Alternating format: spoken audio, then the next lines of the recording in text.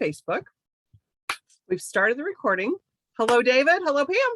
Hi. Hi, Julie. Hi, David. Pam, it's great to see you again. Same. Thank you both for being here tonight, depending on where you're calling in from. Pam, where are you calling in from? I'm calling in from Raleigh, North Carolina. Okay, so it's night for us, which is why my office is so dark. David, where are you calling in from? I'm calling in from Bucks County, Pennsylvania, and it's very dark here too. Okay, it's not quite dark here yet. I'm in California, so we've got a little bit of sun left here. So we have the coast covered. So hopefully there'll be some people maybe joining us from in between those two places. You never know. Yeah. I hope so, for sure.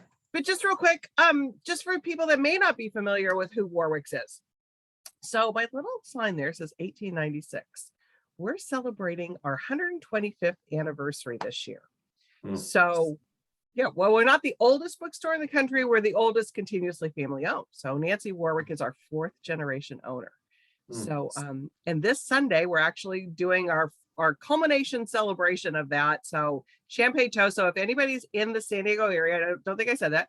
We're located in San Diego and La Jolla. La Jolla is a little village above San Diego out here in California. So if you're in the area, we would love to have you stop by. David, Pam, wish you were on this coast. We could do a toast this weekend, but one of these days maybe we'll get you out here.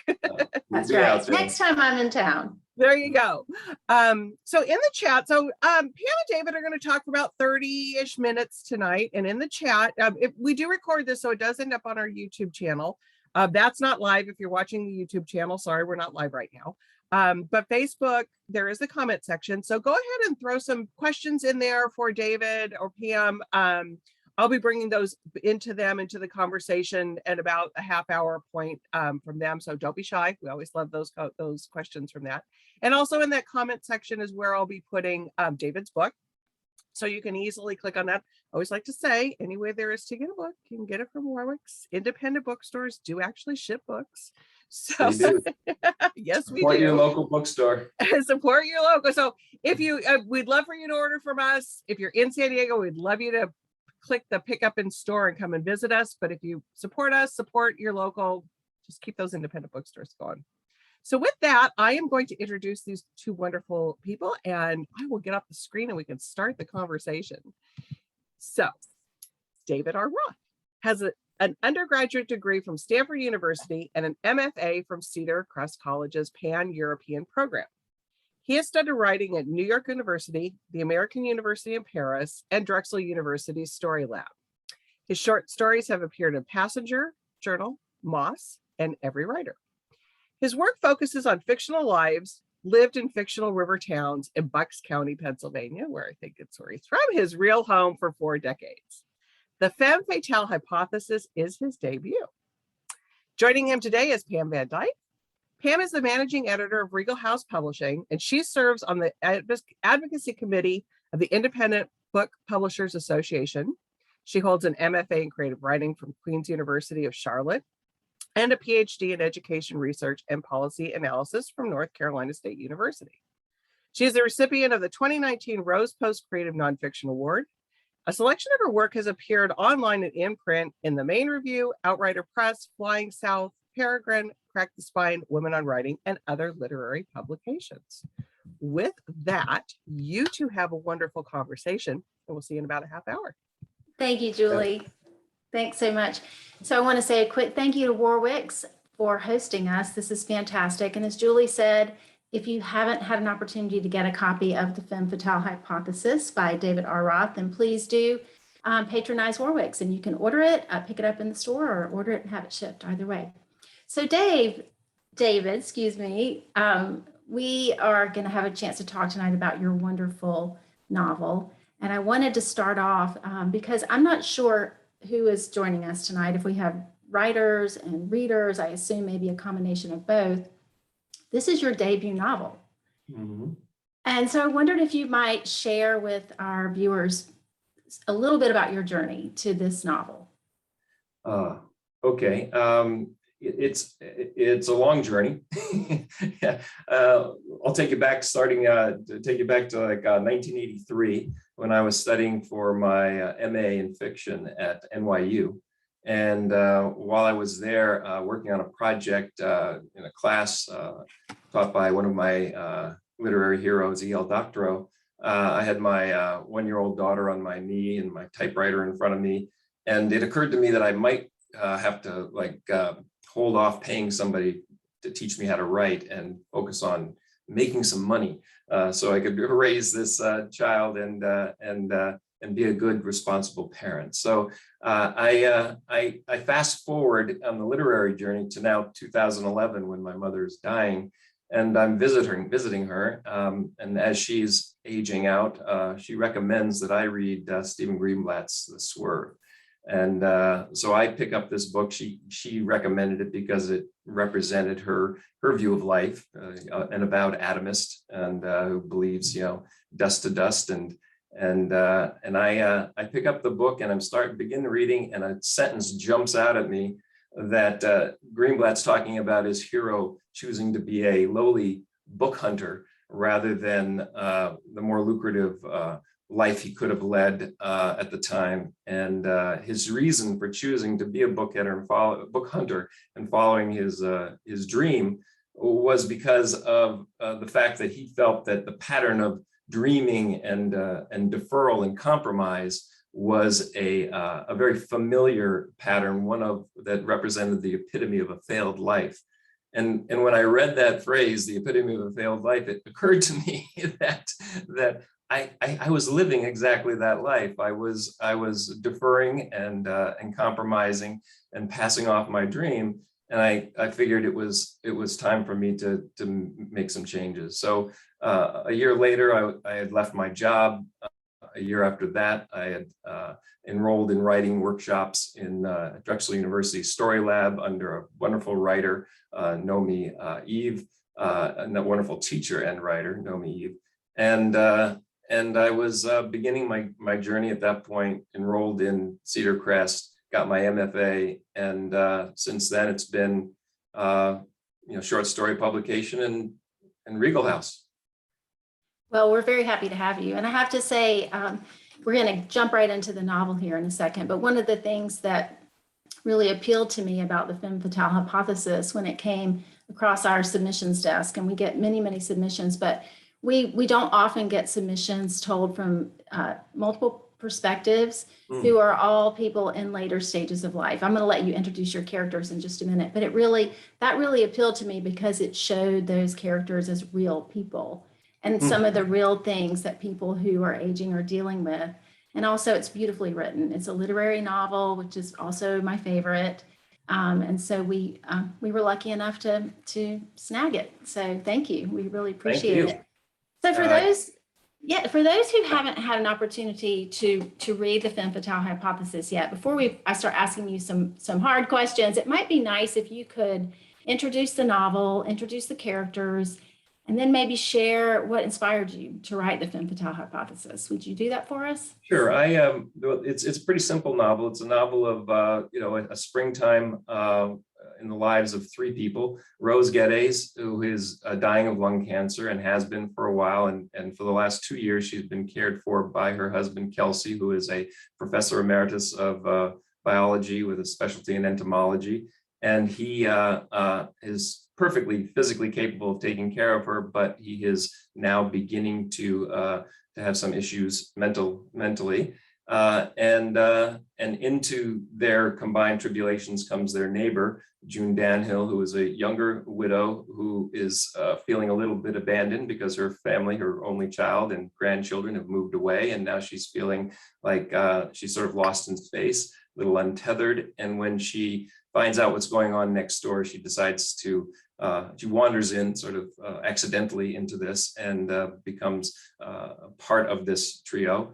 And so the story is told from, this springtime is told from the three different perspectives of these people experiencing this time in their lives. Yeah. So this is one of the things I wanted to ask you about. I really love a multi-point of view novel. I think they're very rich. I think sometimes what happens with multi-point of view novels that don't work is that one point of view tends to take over, tends to be very strong, and the others tend to fall by the wayside. This is not the case in the Femme Fatale hypothesis at all. These are three very fully formed characters. And I wonder, well, I guess I have two questions. One is, what inspired you to write a multi-point of view novel? Because for those of you who are writers out there, and for those of you who aren't, this is not an easy thing to accomplish. This is a difficult choice because you're balancing, you're juggling three different perspectives essentially, and you're in three different characters' heads. But also, did you struggle to inhabit any particular character of the three, Rose, Kelsey, or June? Starting at the end of the question, I didn't really struggle. No, because basically what this book evolved as a sort of a series of scenes. This was not something that was a story that was cooked up in my head and had a beginning, middle, and end, and then I just had to sort of fill in the pieces along the path. It started off as independent scenes that sort of all from different perspectives, as I got to know each of the characters. The scenes were often workshop pieces that were done in classes, like with the Story Lab that I was telling you about, workshops before and then when I got to the MFA program, it was starting to coalesce into a longer, I was thinking of it as a novella, and it was still very much constructed as sort of days in the life and scenes from those days in the life, sort of a scenes from marriage kind of thing. So I really wasn't thinking about, this scene had to lead naturally into the next scene because something happened at the end of that scene. It was more along the lines of what happens today. We wake up today and what happens today? How is Rose feeling today? What happens? How is Kelsey doing? Is he fading? What kind of mistakes does he make that indicate to Rose that he's not doing so well? How does June come into the picture? Why is she interested? So all these different scenes and different questions came out for each individual character, and I sort of answered them a scene at a time.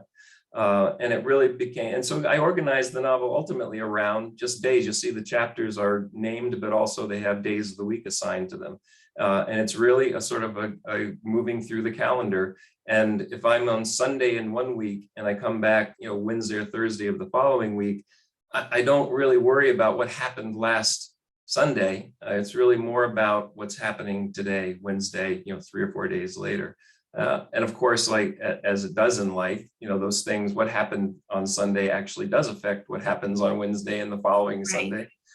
So there is a story and there is a sort of a plot line that threads through this. But it wasn't the focus of the book in the first place. So the points of view, it's as you say, it's a challenge, and I decided I wanted all three characters to have their say, and so I decided to stick with that. I also, when I first started, it was very much first person. I decided I was going to do first person present tense, which meant that the reader, I and the reader, were only going to be able to know what that character knows or is dealing with in this moment.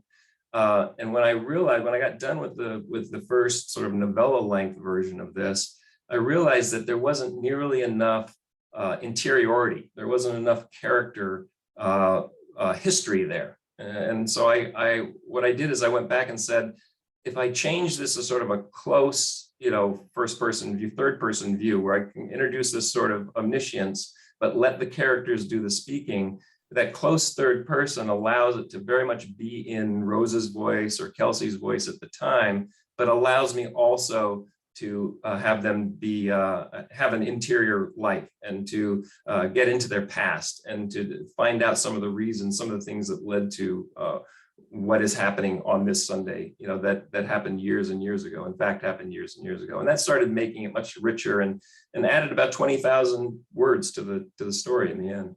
Yeah, well, and these are difficult choices that authors have to make at some point. Are you going to tell it in first person? Are you going to tell it in third person close, omniscient?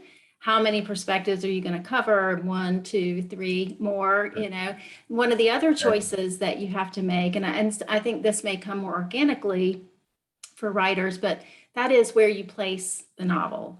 What is the setting? What is the location?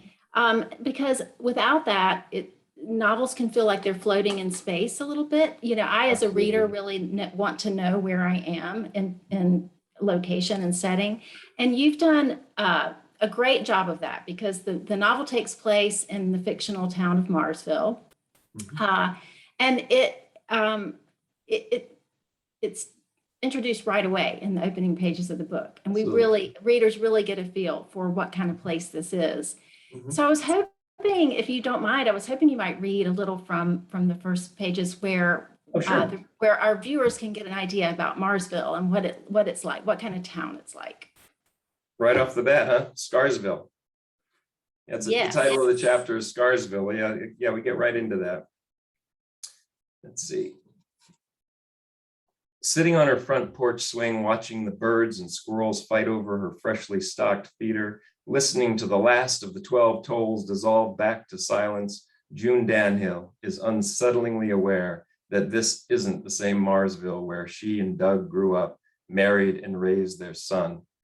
No more family-owned ice cream parlor with its full fat flavors, or cluttered bookstore with its kids' corner reading area, or Dunbar's hobby shop with its magnificent sailing ship model kits and a slot car track in the basement.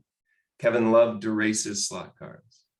Even the community pool, where Kevin set the local 25-meter butterfly record that stood for 8 years, is gone. Protected from the river by a 30-foot dike, the pool didn't have flood insurance. When superstorm waters destroyed the complex, the town didn't have any choice but to tear down the pump house and the shower rooms, dig up the basketball court where Kevin and his friends played tennis ball, baseball, bulldoze the rubble into the pool where June and Doug swam laps during evening adult swim hours, and top it all with fill dirt, another piece of Marsville's heart, broken and buried. Scarsville, Doug called it, the only quaintless town on the Delaware River. All smoke shops, nail salons, payday loan outlets, and chain pizza parlors. Wonderful. That's just beautiful. So I was thinking this when I read your novel the first time, and it occurred to me again when I read it the second time that this is a town that's sort of at the intersection of change, of old and new. Where old, is sort of bumping up against new, and maybe quite hasn't figured out what kind of town it wants to be. But I'm curious why you made the choice of a town like Marsville for your setting versus, putting them out in the countryside or putting them in a city. Well, excuse me. First of all, we live in a down by the river here in a small town area. And so it's very familiar to me. And what I've learned over the years about place is that people reflect place and place reflects people. And by that, what I mean by that is that we all bring biases and baggage and alliances to our perception of anything, right? So when we look out into the place where we live, we are what our biases, our perceptions are being reflected in what we are choosing to notice about where we are. So what you do is by doing that, you reveal more about yourself almost than you reveal about the place where you live. What you choose to notice, what you talk about, these are things that tell us a lot about you. So I think that's true of the characters too. Your characters, what they notice and what they remark on when they look out their window or when they think about their life in this town says more about them than it says about the town. And I would say that it also tells your reader a lot about who these characters are. And so you as a writer have to pay attention to what you're having your characters notice about this town. You can't just have them notice things that you as a writer notice about your town. You have to show the things that the characters notice. And that tells you an awful lot about who you're writing about. And you learn a lot about your characters by seeing what they notice. Yeah, that's very true. And in your novel, the character June, she's very observant of the nature going on around her, which I think is really interesting. And then her next door neighbor, Kelsey, who's married to Rose, his wife, who's dying of cancer, he's watching June. So I think it's really interesting. You do learn a lot about the characters by observing what they are observing in the novel. So that's really interesting. But speaking of Kelsey watching June and people having secrets, I feel like this is one of the, the great thing about every novel. I it doesn't even have to be called a mystery novel. I think we talked about this, David, at one point, that, I mean, at the center of every novel is sort of a question or a mystery, a bit of a mystery. And so there are some different things going on in the Femme Fatale hypothesis. And it's one of those things, you know, I mean, everybody has secrets, right? And it's how you as a novelist choose to divulge those things to the reader that I find really interesting. So Rose, from her perspective, she has these imagined conversations with her late father. Almost, she uses them almost like a confessional. And I was wondering if you would talk about that as a craft choice, why you chose that route. Well, in the physical Rose in the book has a very halting speech because she has issues with getting enough oxygen to sustain through a whole sentence. So Rose is her speech in real life is slow, staccato, but her interior life is not affected by that. And so I wanted her to have an opportunity to express herself in her thoughts and her interior life in a way that was did not have the ravages of her disease and not affected by that. And so I put her in dialogue with her father, or actually monologue. I created these monologues directed to her father because their relationship is central to how she thinks about her death and her life. She had a very strong relationship with her father, and so she her conversations with her father are a way to both reveal some of her past, some of her history, but also to give her an opportunity, give her personality an opportunity to fully flesh out the way that it can't when she's in conversation or in dialogue. Yeah, it was a brilliant choice, in my opinion, because as you say, I mean, when you're reading the novel, you know early on that Rose is struggling to talk because she's not breathing very well. But her monologues with her father are so rich. They say so much about her life as a young woman, as a child, that it says so much about how she feels about Kelsey in a lot of ways. She's sort of, recounting their courtship and their early marriage and all of that. So it's done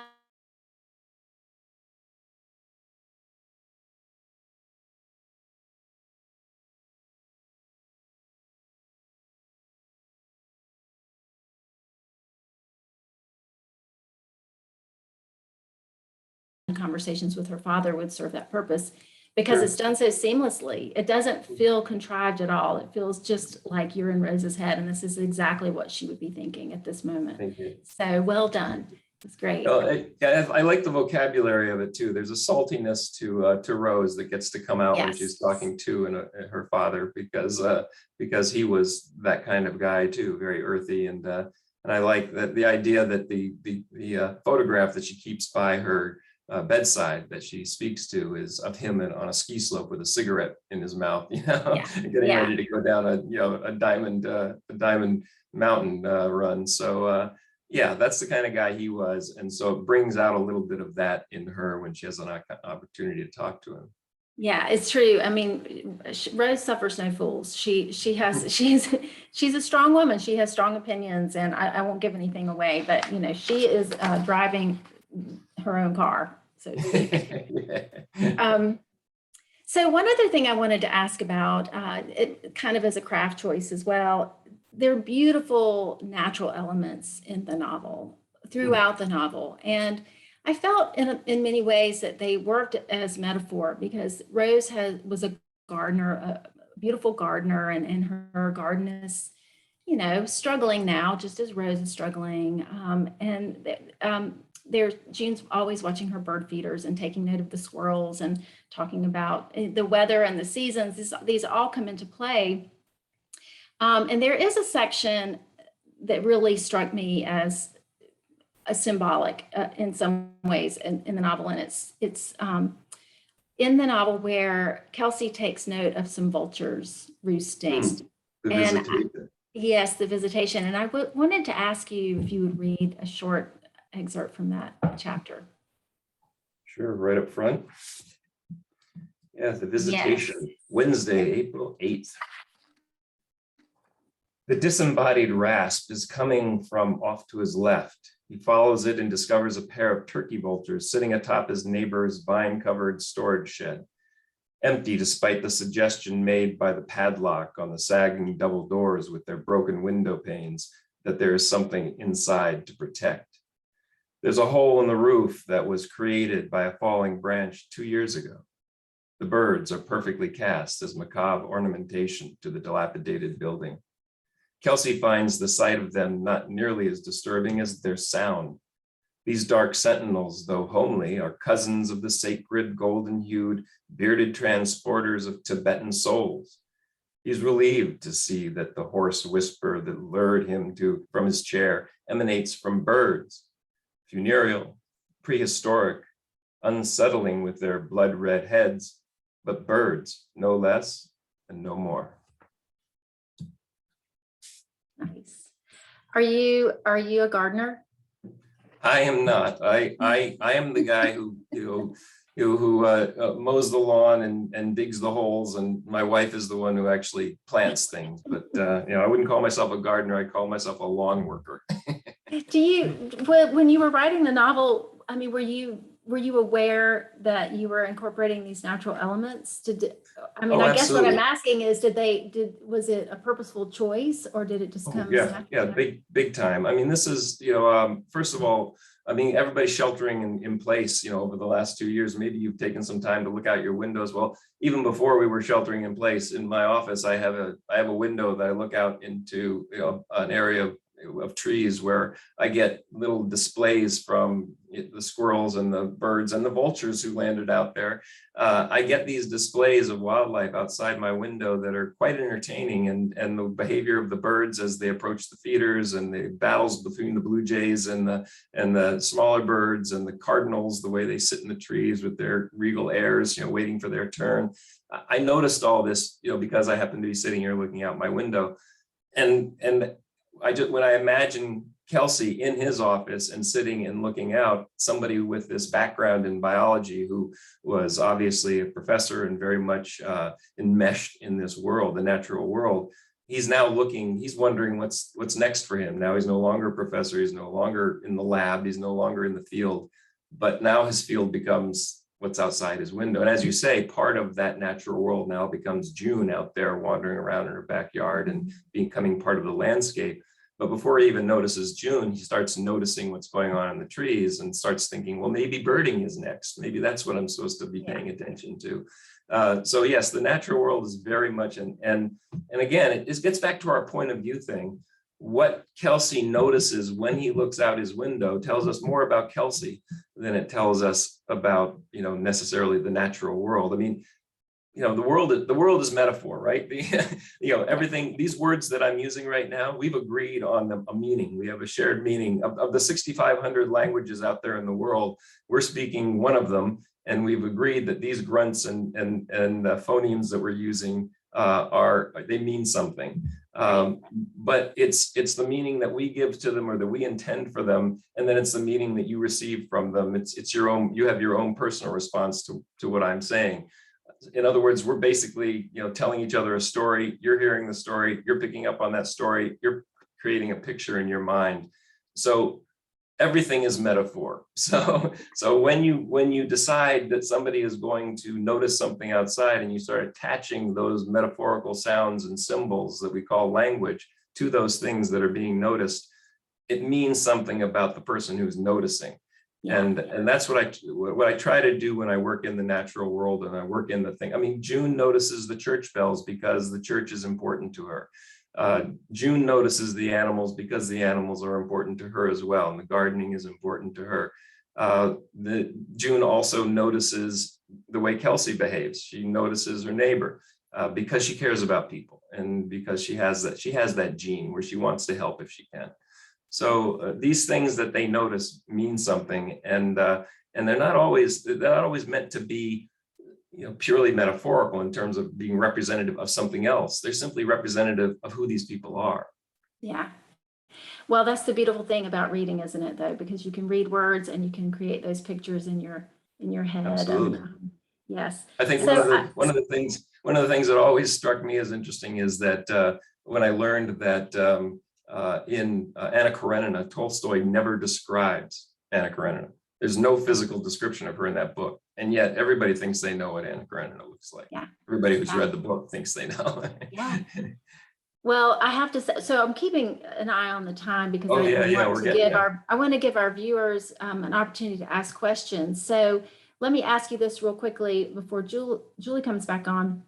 So it's not a giveaway to say that the Femme Fatale hypothesis is a book in part about dying, how we handle death and how we're approaching death. But it is also very much a story about living, and these characters all have history and backstory, and there's a past and there's a present and somewhat of a future. And so I'm wondering, and you covered a little bit of this earlier, but which came first for you? Did you have these characters in your head? Or did you think, I would like to write a book about neighbors who become involved in each other's lives? I just don't know who those characters are yet. Well, it did start off as as I say, scenes where I was workshopping ideas. And that focused primarily, I had this short story idea in mind about this, old guy with the wandering eye. And how he's beginning to struggle with early stages of dementia, and what that might lead to, what kind of behaviors it might lead to, and so it did start with him and scenes around that character's behavior, and then it built out from there. The life that surrounded him and the other people in his life, and who that neighbor was he was paying attention to. What's her life like? So it did start off with the characters. There was no plot line. I did not have a fully fleshed out plot in my head saying this is what's going to happen. It was more about the scenes, and so it was very much a character driven story and a scene and character driven construction. Yeah. I don't know. Did that answer your question? Yeah, absolutely. Yes, you did. And the one, I think, I'm really glad you mentioned that about scenes, because I know, I think one of the best pieces of writing advice I ever received was from an MFA faculty person, Pinckney Benedict. I think I mention him all the time, but he did say at one point, you don't have to write from A to Z. Just write scenes. He kept saying to me, just write scenes. You'll figure the plot out later. So anyway, I could go on and on, but I'm going to give the viewers a chance to ask some questions. There's all kinds of, we could listen to you guys talk all night. Oh, great. Hi, Julie. Hello, David. I just have to say, I kind of love that your mom's favorite book was The Swerve. Well, I don't know if it was her favorite book, but it was the last one she recommended. But I just think that's, you don't think of an older mom. I don't know how old she was when she passed, but it's just like. She was 90, yeah. Okay, my mom's 96, sitting in the other room right now. Oh, good for her. Yeah, and The Swerve wouldn't be one of her books that she would probably recommend to me. I'm just saying. So, I think that's pretty cool. My mom's latest book, if my mom was in 96 and in the other room, she'd be recommending my book. So there you go. That's I love that. I love that. Although my mom is an avid reader. She does read, which I just adore that she's still, she looks better than I do, for goodness sake. She's like the ever-ready bunny. Anyways, I digress. While you were reading, though, it got me thinking, because you did a couple of the beautiful readings.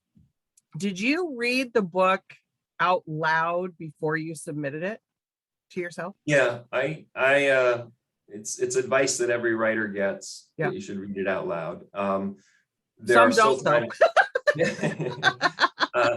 And as my wife will tell you, I read it many times, and she had to come and close my door. Yeah, because it definitely is one of those tricks that, not a trick, but it is something that is, you can really pick up on, because we all like speed read through the things that we kind of stumble on a little bit. So there is a question that came in, and this is always one of those questions, but I have some other ones too that are coming in. But I'm going to save the one that came through the chat later, because it's basically what you're working on next, but we'll save that one. Oh, okay. That was one of my questions too. Yeah, so we'll save that one for the end.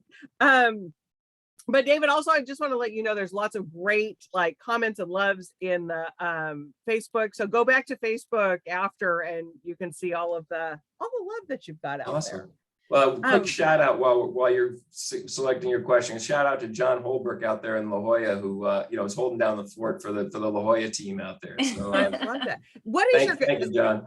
Is your connection to him in La Jolla just that you have friends that are out here? Is that I went to high school in La Jolla, and it was very, very formative years out there. And there's these, as you know, since you live in La Jolla, you know that if you can get back there, you will. And a few of my friends have had opportunities in their life. Either they stayed there or they have gone back. And so there's a La Jolla contingent there, and I'm counting on them running down to Warwick's and buying a book. Excellent. Thanks. Oh, that's fantastic. So I don't care. I mean, I was listening in the back and apologize if you did already talk about this, but how long did it take you to write this? Well, because I did the writer's journey, essentially the answer was 35 years, but the real answer is the early scenes were sketched out at Story Lab in Philadelphia. And then when I got serious about focusing on this story and fleshing out this story, it took about 3 years to finish the book. Okay. So, which will lead to what you're working on next. How long you've been working on that? Well, the funny thing is that, you write the book and then Regal House picks it up and then they schedule it for publication about 2 years later. Right, exactly. That's how if you're pregnant, it takes 9 months. Book publishing is about a 2-year gestation period. It's an elephant pregnancy. Right. Yeah. So anyway, Regal House picked up the book late 2019, early 2020, that time period when the paperwork was changing hands. And during that time, during early 2020 through last month I finished a first draft of another Marsville novel, but this one with a crime at the center of it. And it's about a retired private investigator reluctantly dragged back into some intrigue by his visiting niece, who has come to live over his garage, who's also a journalist and is covering a story in the area that happens to be about 21st century. It's a natural next step from my current book. It's the 21st century body snatching, essentially. It's the illegal trade in human body parts, and she's writing a story on that, and he gets dragged into it. So that's what I've been working on, and I have some of my trusted readers telling me where I've gone right and wrong on that right now, and I hope to get back to that soon and knock out another draft. But that has to be like when you're researching, or not researching, but when you're in that world, it has to be kind of a creepy place to be. I mean, you have to pull yourself out. Oh yeah, my source book for that was written by a guy who's in prison, and he self-published a book called Head, Shoulders, Knees, and Bones. Oh my goodness. So that's when you go and take long walks by the river after you're done. Take a shower first. Exactly. Just want to let you know that John is thanking you for the shout out, by the way. So he is watching. That's my co-captain. Dorothy's on here saying she's already reserved her copy when you said to go down to Warwick's. There we go. Deborah can't wait to read it. So you've got lots of love there. Let's talk about a couple things that I'm always, I know that authors don't always have a lot of say in some of this stuff, but different publishers, Pam, have different rules for their authors. The title and the cover. Was that always the title? It always was the title. When I first started the short story, when it was just about Kelsey, it was called The Good Neighbor, and it was basically about Kelsey, the not so good neighbor. But then it evolved as it developed the characters, and the new title came out of as I started fleshing out Kelsey's character, trying to figure out what his history was. I happened to run into an article about the Femme Fatale hypothesis. It's actually a real thing that was demonstrated for the first time by a woman in Australia, And you'll see her, at the beginning of the book, you'll see her, the epigraph that is from her, that, she's the one who I quote as, "This is the first demonstration of the Femme Fatale hypothesis, and also only one of a very few examples of intraspecific sexual deception in the animal world. My guess is that this is a short-term strategy to try to get an easy meal." And that's Dr. Kate Berry out of the university in Australia, botany, a scientist out of there. And I ran across that and started reading about the Femme Fatale hypothesis. And it just became something that Kelsey decided to obsess over. And of course, then becomes sort of, a metaphorical thread through the book, as people try to decide, does the mantis come to represent Rose or not? It's the big mystery. Which leads right into the cover. Right, which leads right into the cover, exactly. Yeah. And was that cover design, Pam, something that you guys came up with, or David, where did that come from? Yes, we got to collaborate. Yeah, we ask our authors to provide us with information that will help us design a cover. And then there's a little back and forth once the cover comes out, just some tweaking. But we generate the first pass at the cover. Yeah. Yeah. Good job. It's a very, very enticing cover. I think so too. I was a little concerned in the very beginning when I first shared the cover with somebody and said, "Oh, so it's a nonfiction book." Oh. No. But it is, but there's certain trends. It's to me, a bookstore, when something's a little bit different though, it stands out a little bit more. When you're on a table with a lot of books, if they're all kind of the same sort of covers, where when you have something that's like this, that's standing out a little bit on that table, it's your eye kind of, and it's true that people do judge books by their covers. It is something that they do, that is part of the marketing. Well, look, as a reader, my contribution to providing guidance to Regal House about what I was looking for in a cover was that I just want the title to be really easy to read and my name to be very easy to see. Whatever you do on the cover, please, just those two things. Don't make people have to look. Okay, I love this from Brian. Do you know Brian McLeese by any chance? Of course. Okay, well, Brian's got a great comment on here. Brian McLeese is actually the nicest human being on the planet. I don't know. John Holbrook might be kind of mad you just said that, though. I'm just saying. Well, yeah, John Holbrook will have to meet Brian, and he will agree with me after he meets Brian. Brian just says, love listening to the conversation. Mom's dinner here in Loveland may be served a bit later than her preferred schedule because he's here.